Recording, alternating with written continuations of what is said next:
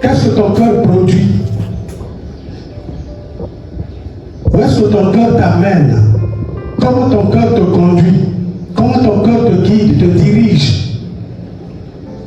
Parce que n'oubliez pas qu'au-delà de tout, chacun de nos vies à cause du cœur. Si le cœur s'arrête, c'est fini. On te déclare mort. Mais aussi longtemps que le cœur va continuer à fonctionner, tu continueras à vivre. Voilà pourquoi le Seigneur dit dans le livre de Proverbes, il dit, mon fils, garde bien ton cœur. Sois jaloux de ton cœur. Protège, sécurise ton cœur. Parce que de lui proviennent quoi? C'est ça. Lorsque ton cœur libère la vie, bien aimé, c'est une joie. Non seulement pour toi, mais même pour le Seigneur. L'offrande doit partir du cœur. L'offrande ne doit pas partir du sentiment.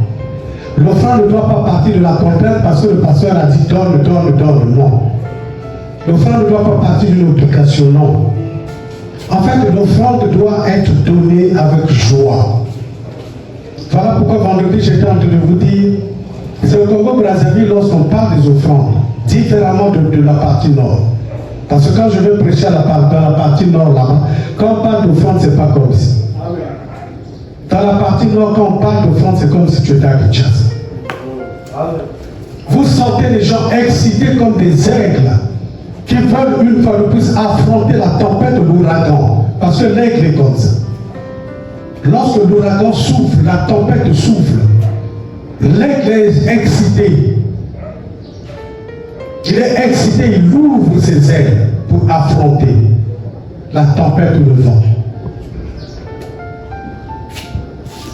Mais ici à Brazzaville, dès qu'on dit offrande A, on commence à se regarder, mais attendez, attendez, attendez. Si vous pouvez réaliser que votre vie dépend d'une personne qui a accepté de mourir pour voir la croix, et que cet homme-là a donné sa vie. Par sa mort, toi et moi, nous avons été sauvés. Par son sang qui a coulé, nous avons été justifiés. Bien aimé, si tu peux comprendre cela, à un moment donné, tu vas te dire non. Pourquoi ne pas donner? Pourquoi ne pas donner? Je dois donner. Si mon père m'a montré pour que l'autre me donner, si mon père aujourd'hui ce modèle, cet exemple, cette référence-là que je dois suivre, mais je dois donner. Paul dit, soyez mes imitateurs comme je le suis de Christ. Seigneur, c'est grave. Parce que lorsqu'on parle du chrétien, c'est être comme Christ. Le chrétien, c'est celui qui marche sur les traces du Seigneur. Voilà pourquoi on nous appelle chrétiens. Différemment, effectivement, de toute autre personne. Nous devons apprendre à donner, bien-aimés. À donner l'offrande de notre cœur. À donner à Dieu notre temps. Notre temps. Oh Seigneur Jésus. J'admire quand même certains jeunes frères ici, malgré parfois qu'il est occupé, il devrait être à l'école où il devrait, si vous voulez, comme aller continuer avec sa formation. Mais il dit non, papa, en tout cas, non, je vais combler ce tout. C'est ça. Il donne son temps. Il donne son temps. Mon frère, ma soeur, apprends à donner ton temps au Seigneur. C'est vous qui êtes le maître des temps, des circonstances. Ce n'est pas toi et moi. Amen. Ça veut dire que si Dieu peut arrêter les temps, comme Josué avait arrêté effectivement, le soleil avait arrêté la lune sur le Gabaon, sur la vallée d'Ajalon. La parole de Dieu nous apprend que plus rien ne fonctionnait. Le système solaire, le système lunaire s'était arrêté. Si Dieu arrête ça, si Dieu retire ça, c'est fini. C'est la fin du monde. C'est lui qui est le maître des temps, des circonstances. Donnez-lui son temps. Regarde comme ça, il est très content. Ce que je vous dis, c'est authentique. Parce que même le jour où Christ reviendra, bien aimé, j'aimerais peut-être qu'il te rencontre en train d'aller évangéliser, ou je ne sais pas, d'aller rendre visite à des malades, ou aller prier peut-être pour un frère ou une soeur qui est malade. Mais qu'il ne vienne pas te trouver devant ton téléphone, en train de naviguer, tu rentres dans la porno, tu rentres dans ceci, tu rentres dans cela, tu rentres dans les momies, dans les zombies. Mais si Christ vient te rencontrer en ce moment-là, que deviendras-tu? Quelle sera ta direction? Il faudrait qu'on regarde à ce niveau-là parce que on n'a pas vraiment, on ne regarde pas trop réellement sur ce penchant. Je me rappelle, lorsque j'étais encore avec mon père spirituel, on achetait parfois, on partait au marché, on achetait la friperie.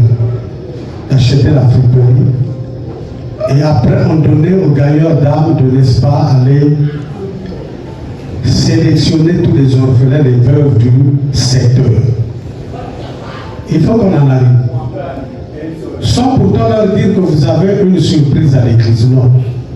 Ceux-là qui répondent Amen quand ils viennent, après avoir écouté l'évangile, après avoir pris un jus, je ne sais pas, un sandwich, on lui dit, voilà la friperie. On ouvre la friperie.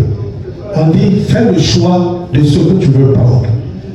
Et la personne fait le choix de ce qu'elle veut prendre, et c'est ce qu'elle va amener à la maison.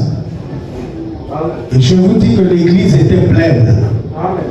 Lorsqu'on s'occupe des orphelins, n'oubliez pas que l'église peut facilement être pleine. Et c'est ça ce que le Seigneur nous dit dans le livre de Jacques 1, à partir du verset 27 à 29. Que le plus grand ministère que l'on devrait exercer, c'est le ministère envers les orphelins et les veuves.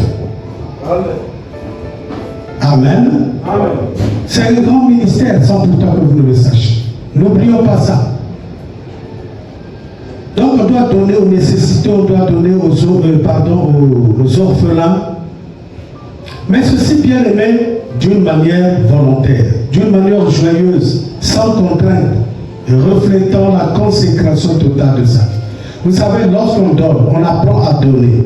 Et qu'on continue à donner, qu'on réalise effectivement que nous devenons un bon donateur, en fait, nous sommes en train de nous consacrer à cette œuvre-là, sans pourtant que nous le sachions. Mais c'est une vie de consécration. Le Seigneur qui te regarde est en train de te consacrer dans ce domaine. Voilà.